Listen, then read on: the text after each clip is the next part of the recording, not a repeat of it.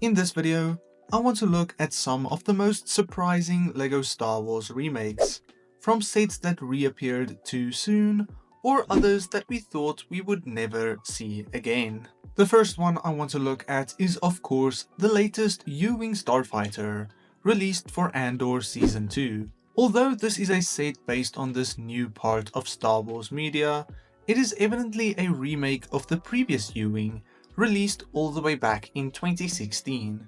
Now, a few years after the Rogue One sets retired, many fans assumed that Rogue One specific vehicles would never return to LEGO, and these sets would quickly become relics in the LEGO community, gaining quite a bit of value.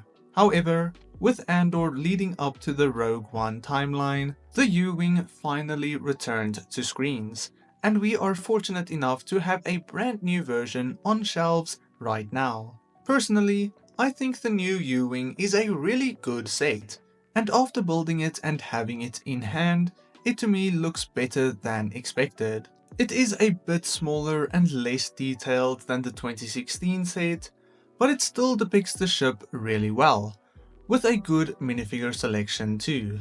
As a side note, I don't think the leg print on Dead Ramiro looks as faded as many expected, which is also quite nice. It is a surprising remake in the sense that many people thought this ship would never be that relevant again to appear in LEGO.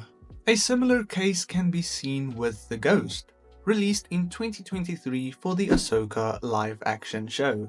The Ghost was originally seen as the main ship of Star Wars Rebels in 2014, and with the first wave of Rebels-based sets, we got to see this now iconic vehicle in LEGO. Retailing for $90 back in 2014, this one quickly started to gain value a few years after its retirement, as Star Wars Rebels only gained most of its popularity after the end of Season 4, and the Ghost often sold for between $700 and $900 around 2022. In 2023, the Ghost finally returned though, after so many people thought the ship would never be that relevant again to be deemed worthy for a remake.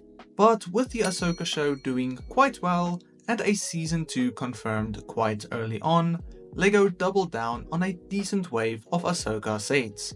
Thus we saw the Ghost and Phantom return once again with a very improved design, great minifigure selection, and an overall perfect set for 2023. In 2020, LEGO released a brand new set depicting the Death Star final duel, but instantly it looked almost identical to the 2015 set of the same name, depicting the scene in a very similar build.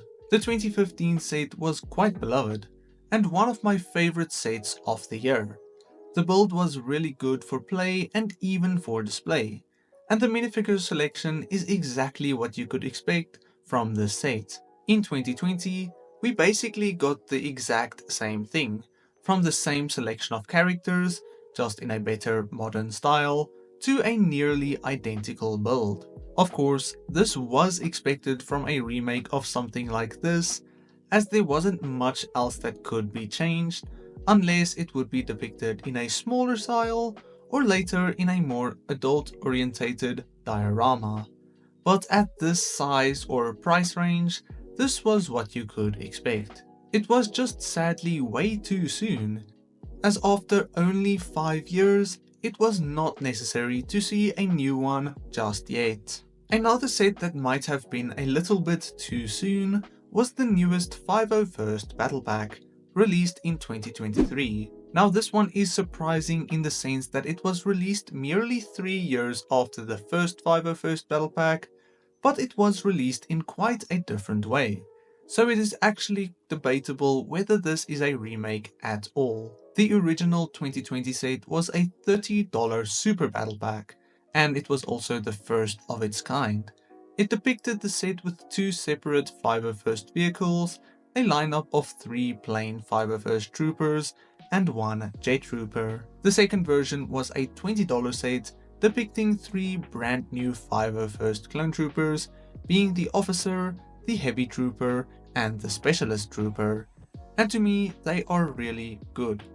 However, This one was released during the continued trend of Clone Trooper related sets, and in the period of 2020 to 2025 we have seen and are still seeing quite a few Clone Trooper battle packs, way more than we could have previously expected. This of course is fine and really good for Clone Wars fans, but getting 2 501st battle packs in 3 years is quite surprising, and a bit much actually when we also have the 332nd battle pack alongside these as well, which are pretty close to 501st Troopers. This spot could have, and in my opinion should have, been filled by another Clone Trooper Legion, perhaps something like the 212th Troopers, or something else that we are yet to see in this modern style. Real quick, if you enjoy any of these videos, consider subscribing, as it supports my channel so much. Probably the most exciting remake in the last few years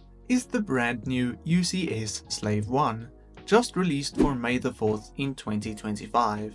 This is the second time we are seeing this beloved ship in UCS form, but different in the sense that it is the first time we are seeing Jango Fett Slave 1 in this style.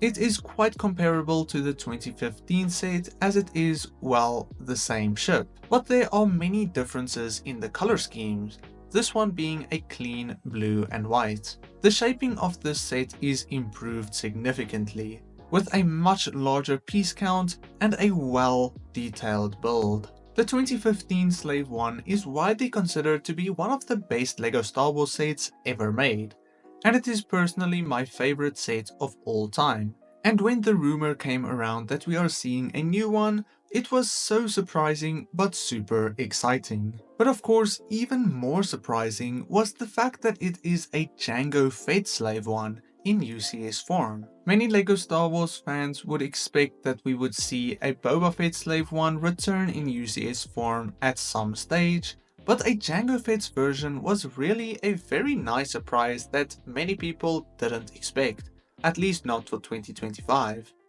Additionally, we are said to be seeing a playscale Jango Fett Slave 1 very soon as well, which is super exciting too.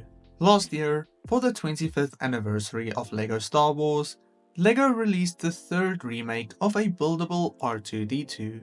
And this was really quite surprising and out of nowhere, as we already had the second version on shelf at the time of this one's release. At first, this was quite ridiculous to me, and so unnecessary, but as I have said very recently, now I think it is one of the best sets of 2024.